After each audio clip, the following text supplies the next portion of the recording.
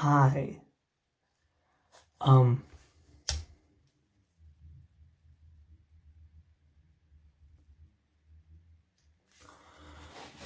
so this right here, this is normal for snow.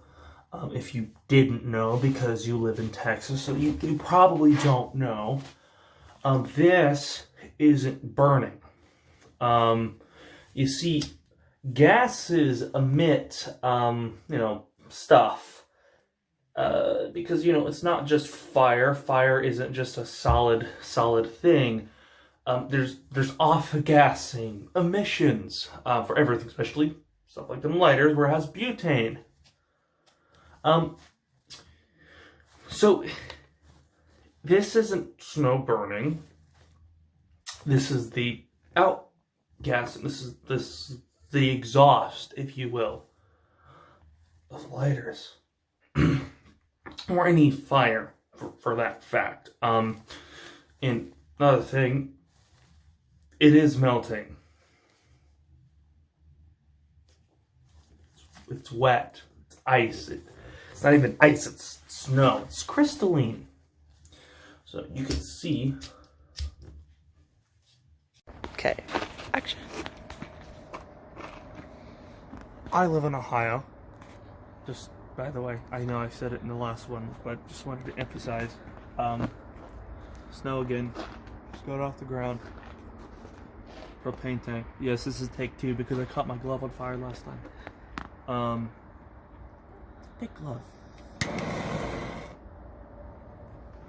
So, unlike with butane, what has fairly carbonaceous outgas products, propane doesn't. That's a very clean burning gas, so it'll just melt through stuff fairly quickly. And you might not see it drip that much, and that's because of a little known property called sublimation, which is what occurs, when stuff just, evaporates. But the bigger property at work here is just natural property of ice in this type of crystalline packed form, in which, it just goes back into the body itself. Just constantly. So, yeah, that's, It's smoking. it's still just snow. It's what happens. Bye. Oh, hello again. Me, Ohio, different types. This is a candle.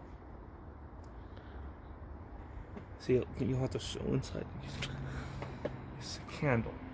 A lot of people might complain because, people did it also on candles. And, well, same principle applies for butane that it is for candles, because who would have thought that burning a wick is a lot dirtier than burning butane, which is a gaseous product. So, it's, kind of like the same thing when you use a candle to melt a marshmallow. It gets nastier than... Or campfire. It gets dirtier with a candle than with a campfire, though. Yeah.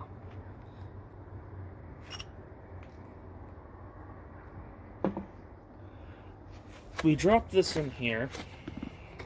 I'm actually really surprised I got this first try without knocking out the flame. So what you're going to see is, over the course of time, either A, the candle's going to go out because water is going to drip into the candle itself, which is, again, proving that it's melting. Or 2, because the ice is going to collapse upon itself, because, bring it over here. Don't move it to me over here. It's going to burn through the ice. Well, snow. Again, we keep saying, this isn't behaving like ice, and it's because it isn't. Here, let me show you. Bring it over here. Right here. So, snow isn't ice. Well, it is, but it isn't. Ice is a sheet. It's more structural, but snow is crumbly. It's more crystalline. It's more like salt or sugar or, snow. So, because of that, you get properties that are always in ice that many don't, usually exhibit. For instance, Break it open. Gently break it open. Gently. For instance, ice is actually one of the few things on this, from what we understand, ever in the universe that Slush. is able to,